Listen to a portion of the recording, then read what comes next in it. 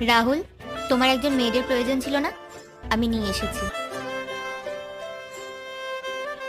রাহুল, আমার বাবা আমার বিয়ে অন্য এক জায়গায় ঠিক করেছে। আমি আর তোমার সাথে থাকতে পারবো না। আমি তোমাকে সত্যি অনেক ভালোবেসেছিলাম। আমি তোমাকে কখনো ভুলতে পারবো না।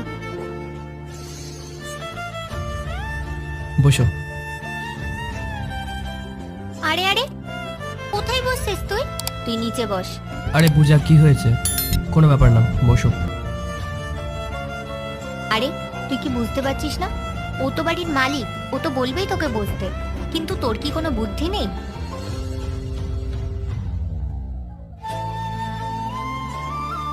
তুমি জানো ও সব কাজ করতে পারে।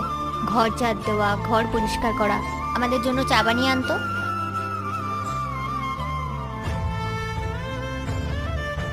জিনিসপত্র কোথায় রাখা আছে?